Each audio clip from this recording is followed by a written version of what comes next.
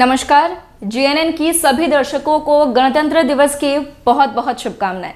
मैं स्निग्धा और आज हम आपके लिए लेकर आए हैं गणतंत्र दिवस की एक विशेष कार्यक्रम और इस कार्यक्रम में हमारे साथ शामिल है रिटायर्ड ब्रिगेडियर रंजीत बॉ ठाकुर।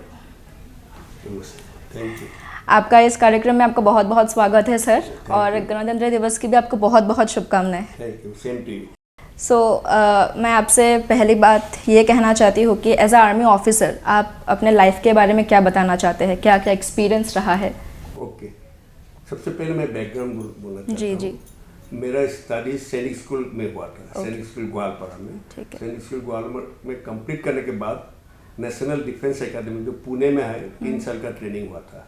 उसके बाद इंडियन मिलिट्री एकेडमी देहरादून से हमको कमीशन मिला। कमीशन मतलब रैंक मिला, लेफ्टिनेंट, सेकेंड लेफ्टिनेंट रैंक मिला। उसका बाद टिल 2012 में देश का अलग अलग जगह में काम किया था। पहले मेरा फर्स्ट पोस्टिंग था पटियाला में, पंजाब का पटियाला में। ठीक है। उसके बाद मेरा पोस्टिंग हुआ था असम राइफल्स में।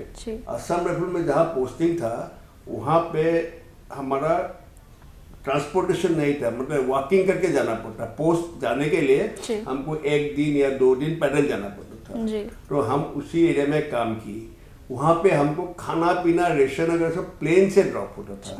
तो ये एक इंटरेस्टिंग काम था वहाँ पे, क्योंकि कुछ कनेक्शन वर्ल्ड का साथ था ही नहीं। हमारा जो मेल चिट्ठी घर से जो आता है 20-25 दिन का बाद वो पोर्टर लेके आते थे। तो काफ़ी प्रॉब्लम था लेकिन बहुत इंटरेस्टिंग था। मेरे साथ करीब 100 जवान था। तो हम एकदम असम इंडिया म्यांमार बॉर्डर में डिप्लॉयड था। अच्छा। वो मेरा लिए सबसे ज़्यादा यंग ऑफिसर था। जोश भी काफ़ी था, काफ़ी पेट्रोलिंग, काफ़ी काम किया, लेकिन बहुत अच्छा टेन्योर निकाल गया असम राइफल में। उसका बाद करने के बाद में मेरा ट्रांसफ़र हुआ जैसे मिलिट्री इंटेलिजेंस में। तो वहाँ मैंने पहले बार देहरादून में काम की। उसके बाद जम्मू बॉर्डर पाकिस्तान बॉर्डर में काम की। उसके बाद एक मैं लंबा सा 1 ईयर ट्रेनिंग के लिए सिलेक्ट हुआ। वो ट्रेनिंग होता था तमिलनाडु में, वेलिंगटन बोल के एक जगह है ऊटी का पास। वहाँ करने के बाद फिर कश्मीर में इंसर्जेंसी शुरू हुआ 1990 में। तो मेरे को कश्मीर पोस्ट किया। तो श्रीनगर में मेरा 2.5-3 साल था। उसके बाद उसका बीच में मैं असम पोस्टिंग आया।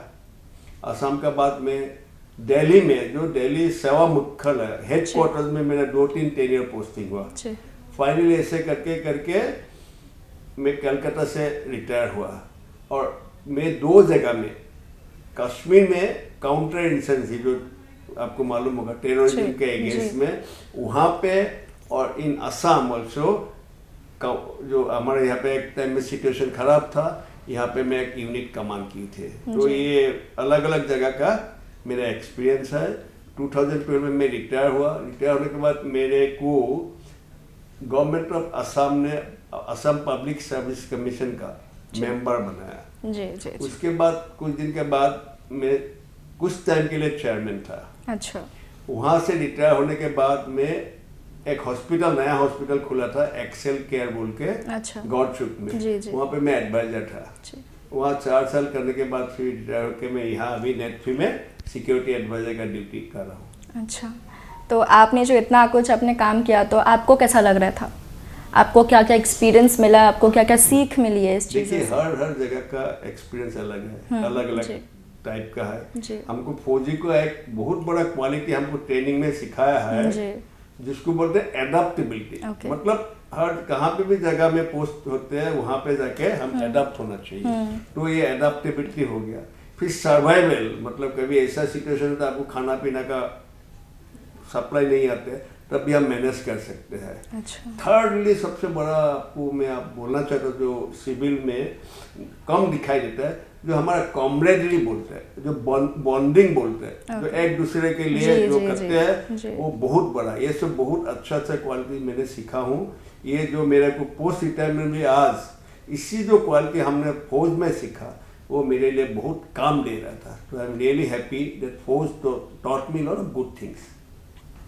तो आप जब पहली बार आपको ब्रिगेडियर, आपको सबने देखा है, आपको जब पहली बार आपने ब्रिगेडियर बना तो आपको कैसा लगा? आपका फैमिली का रिएक्शन कैसा था? आपको कैसा फील हुआ था तब?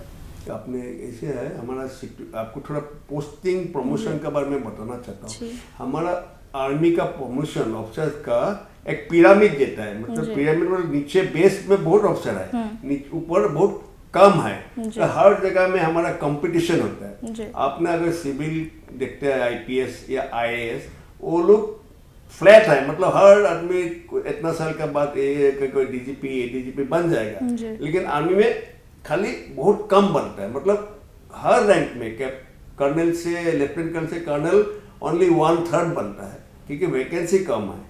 फिर कर्नल से ब्रिगेडियर भी कम है।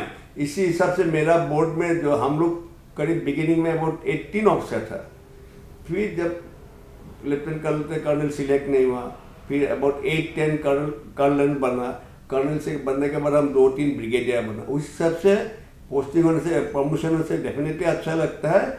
लेकिन ये मैं बोलना चाहता हूँ, जब प्रमोशन नहीं हुआ वो भी मेरा जैसा ही कैलिबर का होगा, लेकिन वैकेंसी कम है, कंपटीशन में थोड़ा एक पॉइंट के लिए शायद मार गए। ऑल आर गुड, तो ये एक मेरे को बहुत सेटिस्फेक्शन हुआ। ब्रिगेडियर एक अच्छा रैंक है, रेस्पेक्टेबल रैंक है, रैंक होकर मैं आर्मी से रिटायर हुआ। Thank you. और 26 जनवरी आ रहा है, तो आपके लिए गणतंत्र दिवस का क्या मायने रखता है? 26 जनवरी गणतंत्र दिवस हर इंडियन के लिए, फौजी हो आप सिविलियन हो, सबके लिए बहुत बहुत इम्पोर्टेंस है, माहिर है।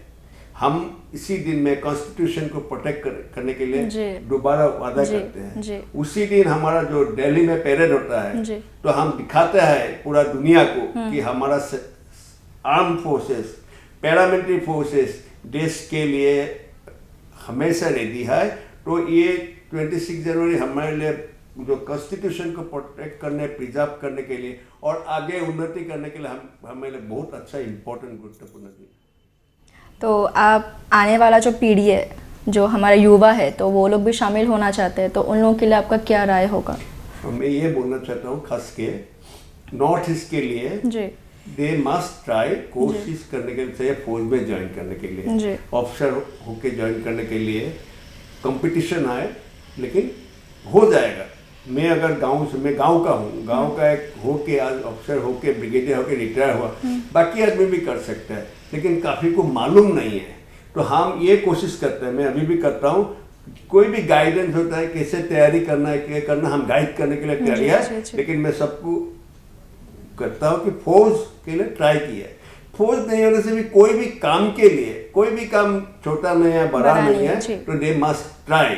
अभी जो आप लोग का टाइम किया है बहुत कॉम्पिटिटिव हो गया, promotion, getting a job becomes very difficult, तो they must do the hard work. At the same time जो भी कर सकता है देश के लिए, अपना काम ही ठीक से किया, वही बहुत बड़ा कंट्रीब्यूशन है देश के लिए। तो everyone must work together to make India a very strong, powerful and well being country. जी, तो आपने इतना कुछ बोला है, तो मैं आपको ये भी कहना चाहती हूँ कि आपने जो इस लाइन पकड़ा है, ब्रिगेडियर आर्मी ऑफिसर, तो आपको ये कैसा प्रेरणा मिला है जो आप इस लाइन पे गए हो? फर्स्ट आपको कैसा लगा जो आप एक आर्मी ऑफिसर भी बने, ब्रिगेडियर भी बने, तो आपको ये जो एक प्रेरणा है वो आपको कहाँ से मिला है?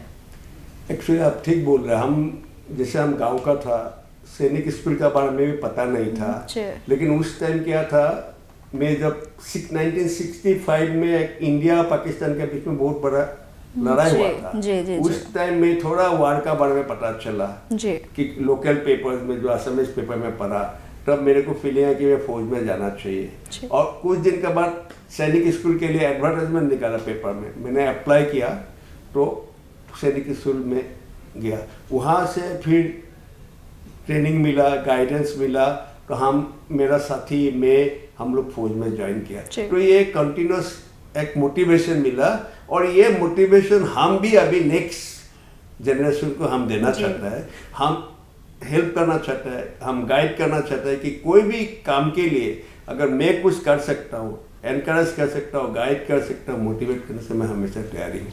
तो आपका फैमिली इसके ऊपर राजी था या आपने खुद से चुना था? नहीं, मेरा, आपने ठीक बोला, मेरा मादा था उस टाइम जब मैं गया था, मेरे पिताजी बहुत पहले गुजर गया था। तो उनको भी कुछ मालूम नहीं था आर्मी का बारे में, सैनिक स्कूल का बारे में। तो पहले थोड़ा बहुत गांव में वो था कि तुम क्यों जा रहे हो, क्योंकि वो ये मालूम है कि सैनिक होगा तो फौजी होगा, लड़ाई होगा, मर जाएगा, ये हमारा जो थिंकिंग है। तो फिर धीरे धीरे उन्होंने एक्सेप्ट किया।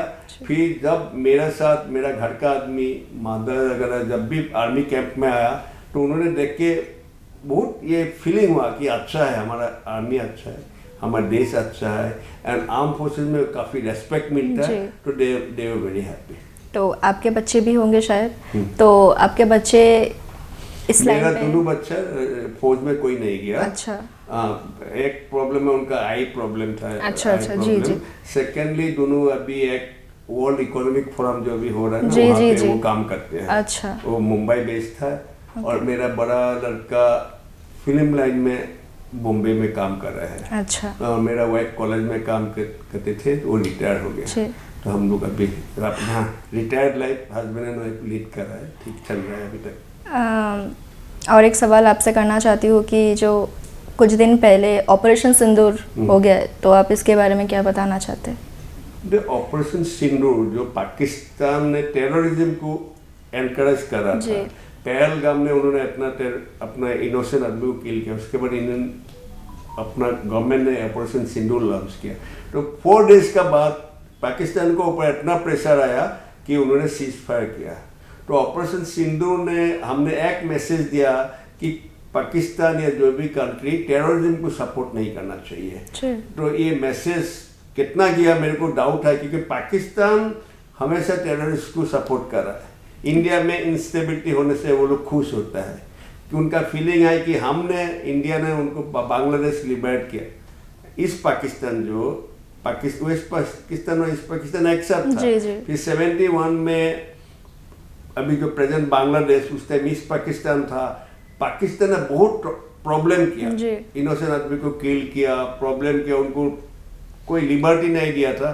तो इन्होंने रिफ्यूजीज कितना इंडिया में आया, तो इसके बाद हमने लड़ाई किया, लिबरेट हो गया। लेकिन उनका पाकिस्तान जो है वो अभी भी रियलाइज एक्सेप्ट नहीं कर रहा है, इसीलिए वो चाहता है कि किसी हाल में इंडिया को इंस्टेबिलिटी करने की कोशिश करते हैं, और उनको मालूम है कि लड़ाई करके वो नहीं कर पाएंगे। हम तो बहुत बड़ा पावरफुल है, तो इसीलिए वो टेररिज्म को सपोर्ट करता है। तो मेरा ये है, मैं बहुत कन्वे कैसे करूँ पाकिस्तान को, लेकिन ये बोलना चाहता हूँ कि आप लोग टेररिस्ट को सपोर्ट करना बंद कीजिए। आप लोग बहुत अंडर डेवलप है, दोनों देश मिल के रह सकता है, केवल आप लोग टेररिज्म को सपोर्ट करना बंद करो, एंटी इंडिया कोई एक्टिविटी मत करो। हम लोग लड़ाई नहीं चाहते, लेकिन आप ऐसे सिचुएशन करेगा, हम इतना कैपेबल है कि आपका को बहुत प्रॉब्लम होगा। जी जी, ये थैंक यू। तो आप इंटेलिजेंस में थे, तो वहाँ से आपको क्या क्या?